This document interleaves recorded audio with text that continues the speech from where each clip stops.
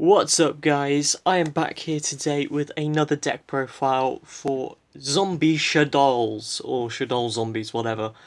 I thought that I would break out my old Shaddoll core and just flip it back into the zombie deck, just to see if it is still sort of viable. I know this is a work in progress deck, especially the extra deck. I am not too sure about the ratios that I want, but I still thought I would share it with you because I'm a little bit conflicted about whether I should take either zombie Shaddolls or else Cyber Dragons to locals in a couple of weeks. So yes, let's just get right into the profile, to be honest. So for the Shaddoll monsters, we run the 1 Falco, we run the 2 Hedgehog, we run the double Dragon, the double Squamata, and then finally move those along. We run the double Beast. If you don't know what they do, because it's been a long time since they were actually relevant, Falco here is essentially your res card. He will res you any of these when he is flip face up, and when he's sent to the graveyard, he will res himself. He's also a tuner, so he will help with your synchro plays. We got the Hedgehog, who is our search card for both monsters and our Shaddoll spells. Then we also have Dragon, which bounces a card when it's flip face up, as well as destroys back row, and Squamata destroys a monster on the field when it's flipped, and sends one monster to the grave when it itself is sent to the grave. And then Beast will, well, it's draw power really. That's all I've got to say about that. So that is the 9 Shaddolls that we run in this build. I'm still testing the ratios, so I'm not too sure. Beasts. You'd think that Beast would actually clog quite a lot, but to be honest, at 2, it seems to be alright. Now for the actual zombie lineup. We run 1 Plague Spreader along with a Spectral Sword. This is the only Shiranui that I actually run because the Shiranuis just kind of clog and are all about banishing, and sometimes you really don't want to be banishing some of your key cards. I tried to have a small Shiranui engine, but it ended up failing, so I only use this. It is also a target for your Shaddoll fusions to make Grista, meaning that you can shove it into the grave and then you can also use its effect next turn. So that's why I run that. Then we run triple of the Unizombie. Unizombie is essentially like a living sort of like a living foolish burial for zombies. So you can just send a zombie to the grave, and it will increase a monster's level by 1. And you can also discard to increase a monster's level by 1.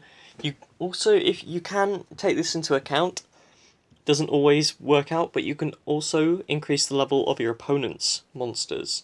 So let's say your opponent is a Satellanite player or a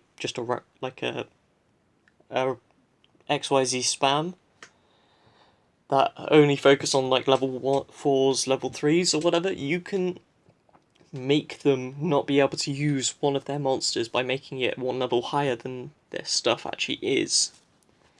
Yeah.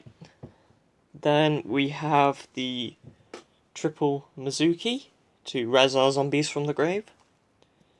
Then we have double Goblin Zombie. And we have, let's actually bring this to the center.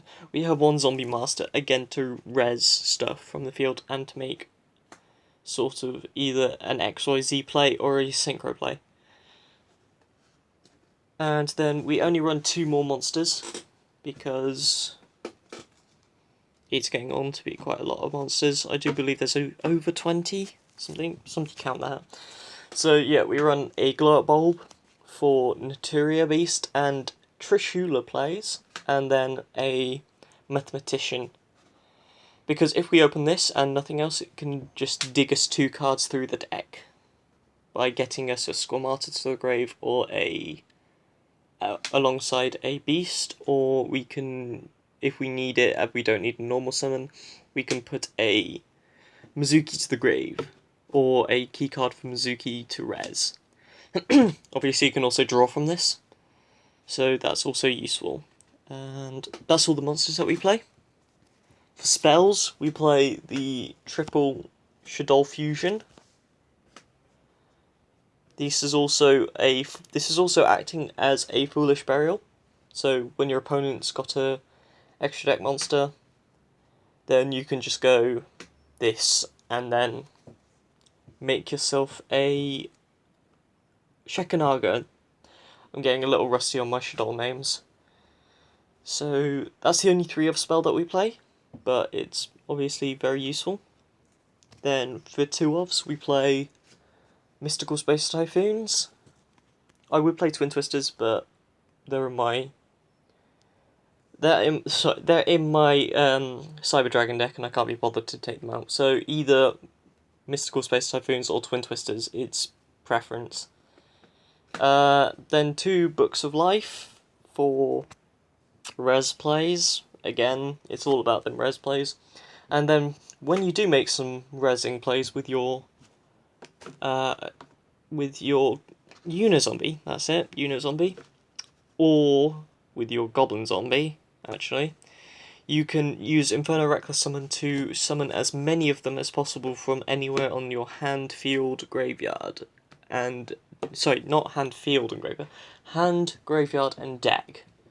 So that's highly useful. Then only played 2 one-offs. We played the 1 Allure and the 1 Foolish Burial. Then for traps, we are running double Fiendish Chain and then double Solemn Strike, which has now been taken out of my Cyber deck because that has been improved massively. This is just to clear all of those meta decks out of the way. You know, some of them, obviously Cosmos can't be targeted, so it's useful to get their effects away from the field. And negated, sorry about that. And then lastly, we play a 3 of in the form of Call of the Haunted, again for res plays. Then for the extra deck, we run 4 fusions. We run one Winder, a Grista, and then 2 Shekanaga. Shekanaga for effect negation. We can also negate special summons with Grista, and then Winder just stops your opponent from special summoning too much. What's kind of good is if you do actually have a board of El Shaddoll, Grista, and then Winder, because obviously you can choose what your opponent can summon, really, which is actually quite useful. And then obviously we get effect negation in the form of Shekanaga. Then for synchros, we run the 1 Nat Beast, the 1 Shiranui Samurai Saga, then a Goyo Guardian, a Black Rose Dragon, a Shogun Saga, Void Ogre, a Beowls, a Scarlight, and a Trishula, Dragon of the Ice Barrier. Then we run 2 XYZ monsters in the form of Leviair for those Unizombie Inferno Reckless Summon plays, and then a Castell. Obviously, that's sort of it's a bit of a work in progress deck because I'm not too sure how I want to play it. It can be really explosive, which is always the sort of fun thing with these sorts of decks, is that they may be kind of not great, but they are explosive as all hell. which, to be honest, I love. I love explosive decks. It doesn't matter whether they're good, they're bad. I do like explosive deck. And this is sort of it. I hope you enjoyed this deck profile, and actually, I've probably got a couple of things to say. You probably noticed, it's kind of hard to not notice, that I've been doing a couple of gaming videos. This is because I've got a new laptop, which allows me to actually record footage of games. So that is going to be a recurring thing. I'm not stopping with the Yu-Gi-Oh content. In fact, I will have some videos up when Locals comes around.